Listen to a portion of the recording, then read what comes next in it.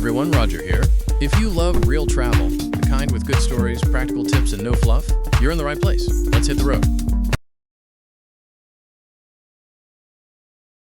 Picture this. Gliding along one of California's most beautiful and private coastal stretches where rugged hills, sparkling creeks, dramatic rocky shores, and the endless blue Pacific unfold right outside your window. This is the second part of the raw footage from the Amtrak Coast Starlight as it travels through Santa Barbara County along the historic Juan Bautista de Anza National Historic Trail. Two passionate National Park Service volunteers join us with live commentary about the scenery and history passing by. They ride with us until we pull into San Luis Obispo, where they'll catch the return train south. No music, just pure, peaceful train views. Stick with it for the full 23 minutes. The scenery only gets better as we head toward the dramatic coastline near Vandenberg Space Force Base and SpaceX's rocket launch facilities. Let's enjoy the ride. Between Point Conception and Point Arguello. And so we're heading northwest right now. So if you look directly out the window and you could see past the horizon there, right? We live on a globe.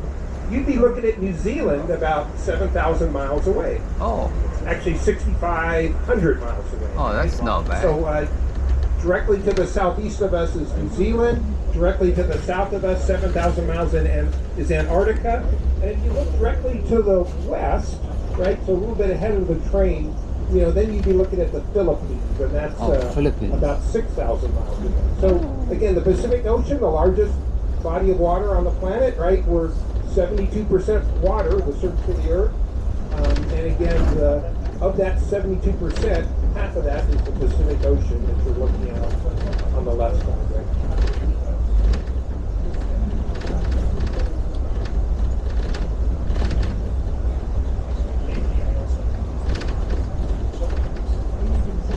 All right, so here's another trivia question for you guys.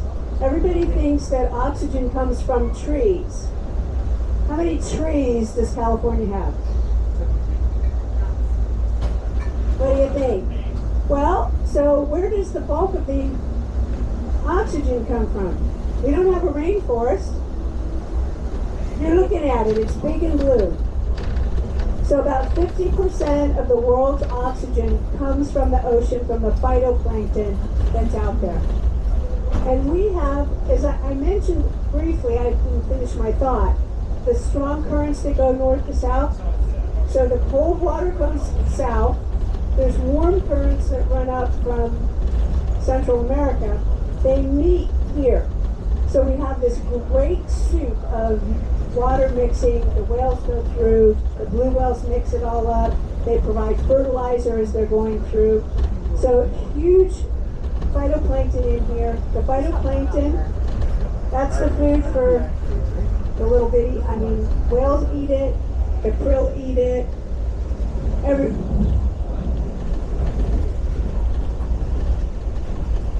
so that's where a lot of our oxygen comes from, is right out that window. Oh yeah?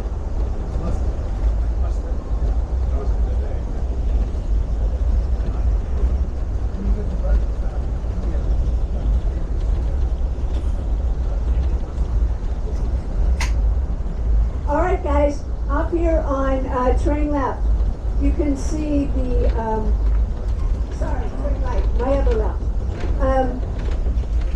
The spinner, that's for, it's for the wind turbine, sorry. So those guys are like 24 stories, they're 240 feet. The blades are huge, they're humongous. Now, I was told that they have AI that knows when there's birds in the area, so they stop. Because one of the concerns about wind turbines is the impact on our native birds. And we have a lot of hawks, and so there's 26 or 27 of them. They provide 27. They provide. Are providing the electricity for, I think it's 40,000 homes in Lompoc, something like that. 43,000 homes. 43,000 homes in Lompoc. So is California? Provides power. Yeah. So my glasses. So I like to tell people, if you wear undergarments, if you don't tell me, that's too much information. And you don't have 100% cotton drawers with 100% with a cotton string, you got oil in your underpants, guys, because elastic comes from oil. So this is the rest. They actually had a booster waiting to cross the road. So we are coming up to Slick 6, Space Launch Complex 6. This is where the shuttle would have taken off from. That'll be on train right. So for those of you guys who were feeling left out because everything was going on the ocean side, you have the best view, you have the best seats for the stuff in Vandenberg. And SpaceX will be on that side. It's where the Honda disaster took place. So that's another part of history. So we'll be looking for that over the hillside there. Oh, there's a, don't get me started about I'll make sure I. who's policing the space junk, right? So we litter everywhere. So I try not to make it a political comment, but sometimes it just slips in.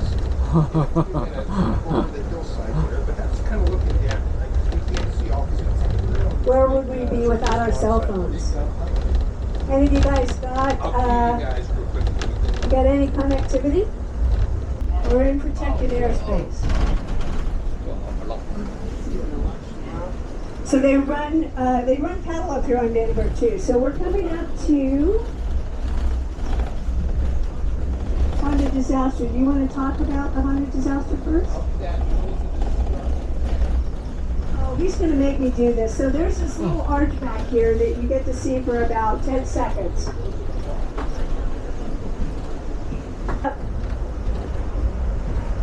So there's an arch. You can actually, it's that quick, just when you get past this little promontory, you get about a 2-second. You guys can look at. What happened? Oh, well, we're actually coming up to Slick 6. It'll be right off here on the right-hand side. Oh. These towers here, to see the buildings right there? SpaceX is trying to take this launch facility and they want to start using it for their heavy lift rockets. The shuttle, there were no shuttle launches from Vandenberg. Anybody remember what happened in 1986? The Challenger. All right, good afternoon, Amtrak passengers. This is Brian once again from the cafe. So at this moment, I'll be stepping off from the cafe. I'll be going on my lunch break. During my break, the cafe is closed. 6 feet in diameter. I do plan on returning in from this break at about 2:15. 2:15.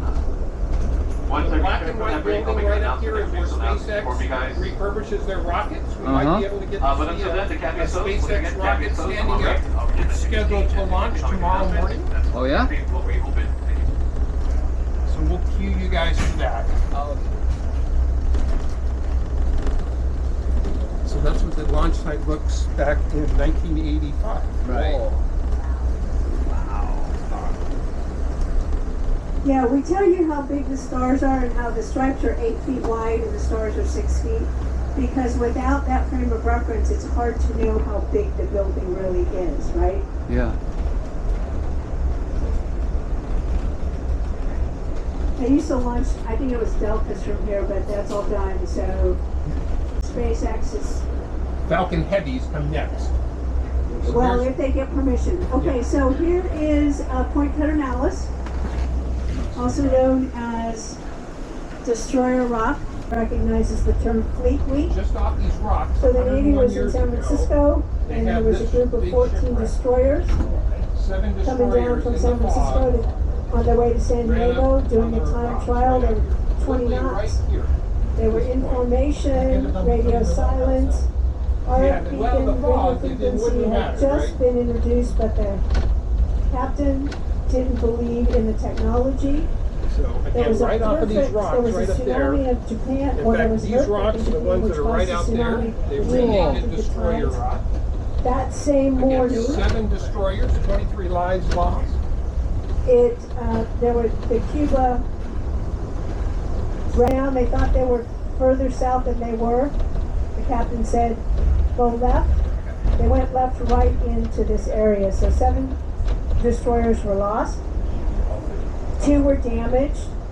5 survived, and the 5 that survived, they disobeyed orders. So they were actually court-martialed for failure to obey orders.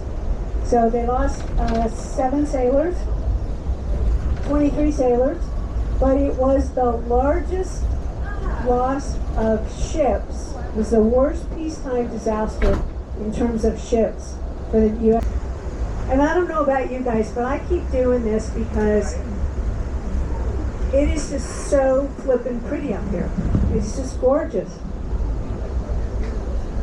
There's the pelicans flying in formation. These are some small groups. They're just coasting along.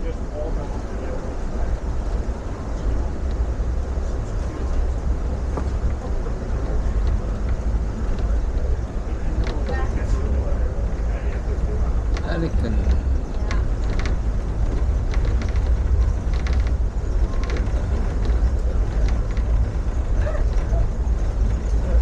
I don't think it's particularly windy today, but once we get up to this section when it's windy, you can see a lot of whitecaps on the water, so that tells you how strong the winds are up here. And there's not any big trees for us to look at to see. So then we'll be coming up on the right-hand side, we'll be coming up to Space X. SpaceX? We'll peek and see if we can, if the rocket is on the pad, ready for tomorrow. So at Slick 6, the integration was vertical. SpaceX integrates their rockets horizontally. They put it into position, and then when they're ready to launch, they flip it up. So there's also a possibility occasionally Firefly launches from up on the left-hand side a little further up, and we'll check and see if anything's on the launch pad up there. At the end of the month, Firefly launches.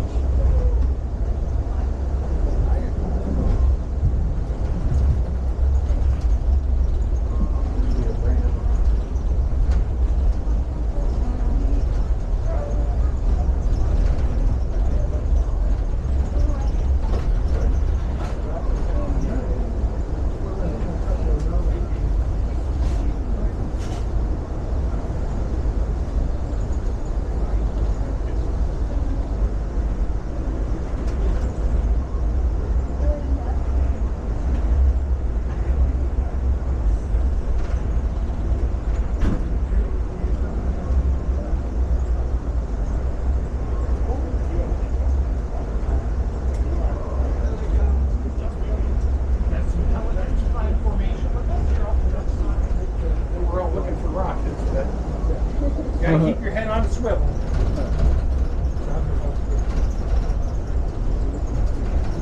Okay, no rocket, but that's the SpaceX You were hangar. supposed to point out the SpaceX. Oh, there's facility the right up there. rocket that is laying on its side.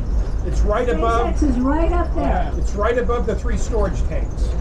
Yeah. So that's what it looks like before they stand it up. So again, And the I think rocket Jim's telling everyone that the rocket is actually there on its side. outside on its side.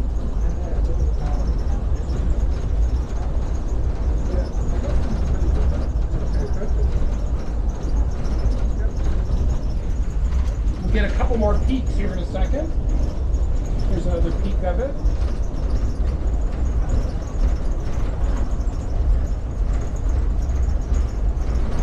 So the rocket's kind of pointing towards us. Yep. Again, it's right to the right of those lights that are standing there.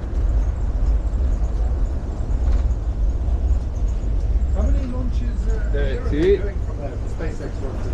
We're trying. So the question is, we launch almost once a week, so about 50 times a year. SpaceX will Wow. launch. And they do not have permission for 50. They're launching more than that. So again, I think early tomorrow morning at like, I think 3 in the morning is when they're going to launch. They'll have, I think, 21 of their Starlink satellites. Those are the internet service that SpaceX provides, right? For $150, you can get internet service via satellite anywhere. And again, what's interesting about what SpaceX does, we got another good view of the launch site just aft of the train a little bit, and now the rocket's almost pointing directly at us. And then there's another launch site straight out there. That's the United Launch Alliance. kind of a joint effort between Lockheed and Boeing. But of course, SpaceX, their rocket comes in three parts, right? We have the main booster, we have a little second stage, and then we have the payload. And the first stage is about 180 feet tall, so that's about 18 stories. And that first stage will actually land back on a barge off of Baja, California, early tomorrow morning. And then they'll refurbish it and they'll bring it right back to where that Coast Guard station was. And they've actually reused rocket boosters up to see the beach. And we're coming up to the second area. There's a train station here. We're going to slowly roll by the station. The Surfliner trains stop here. We don't stop. But this is what's known as Surf Beach. And it's a great place to come out to watch those rocket launches, by the way. So this is Space Force property, about a mile and a half. We invite you to come out here. It's just a beautiful place. We have this beautiful little bird called the snowy plover. You'll see areas of the dunes are kind of roped off. So the snowy plover actually lays their eggs right in the dunes, right? The eggs are the same color as the sand. So that's kind of the camouflage. But again, us big Neanderthals walking through there, we could easily step on those very tiny little eggs. So, and then you lose a whole bunch of chicks for the whole generation. So again, enjoy this great beach. But again, just kind of stay on the right side of the line. So you can see we have the road and the railroad tracks kind of head up to the town of Lompoc. And of course, that is a Chumash name for the Chumash are indigenous people that live here. And again, we have a number of different towns that are named after Chumash. Again, a beautiful little park here. And again, now this is the San Ynez River. And it's still flowing out to the ocean. Later on, I think, this summer you'll see a sandbar that will kind of prevent it from going all the way out.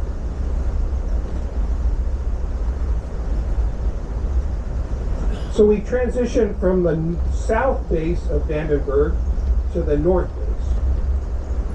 And of course the Space Force is kind of our newest military service.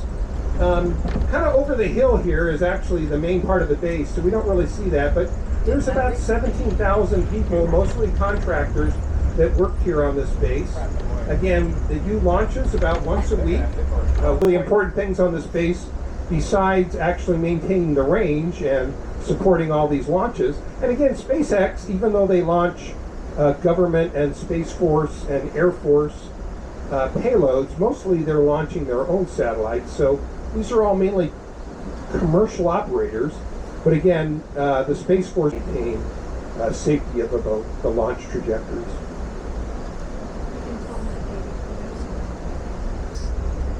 I think there's 4 cabins out there and 6 campsites. Would you like to talk about ice park?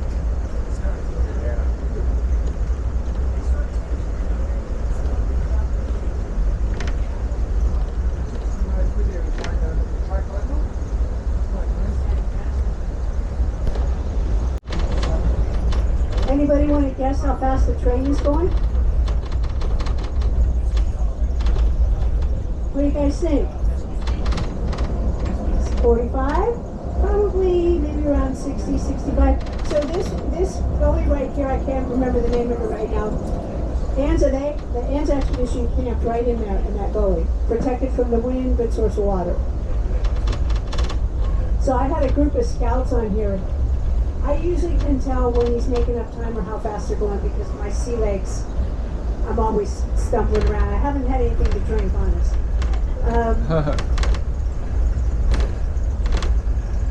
So I had this group of scouts, and so I asked the same question, and this little kid said to me, 25 miles an hour. I said, oh dear, do not give him a driver's license.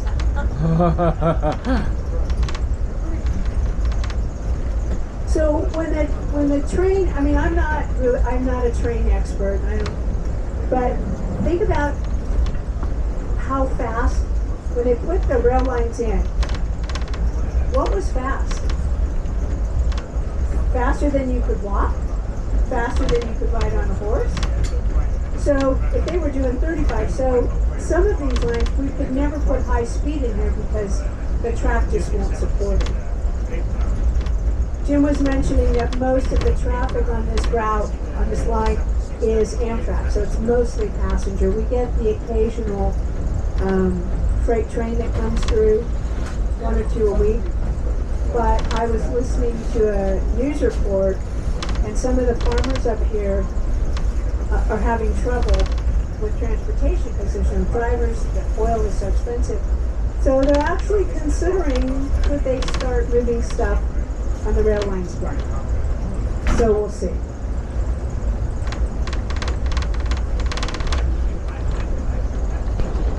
Up along, did you guys notice a lot of natural harbors or places to go ashore?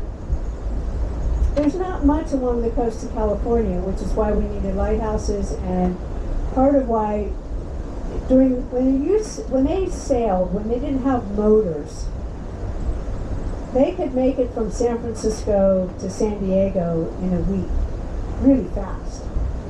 But to go north, it took months because of the wind and the currents. So they had to back and forth, and back and forth, and back and forth. It's a very, very slow trip. So that's part of why people walked, part of why we had the trails and why the train came through. Now, this is over there on the left-hand side. You'll see a hillside with a bunch of pine, little needles sticking out, green flashing lights. That's where the ICBMs are tucked in. So when they do test launches, and they do them 3 or 4 times a year, they'll launch from here, head on out towards San Nicolas Island, which is one of the 8 islands in the channel. Happens to be a Navy base. But it also means we are almost off Vandenberg. We'll come up to a fire break. So this area here with all this mustard, we've actually been through here when there was a fire. Train stopped, crew got off, tried to help until the base personnel could get here to stop the fire. Doesn't look like much would burn, right? No. There is still a burn scar up here too. The nice thing, or the interesting thing that happened after a fire is that California natives get a chance.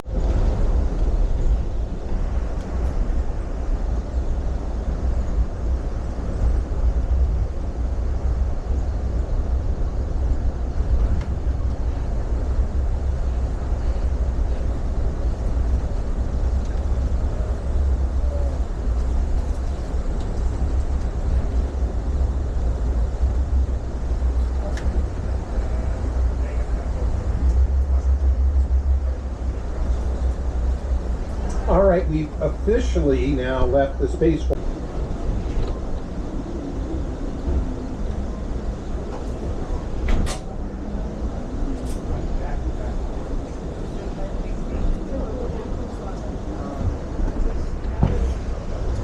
Station is tiny station.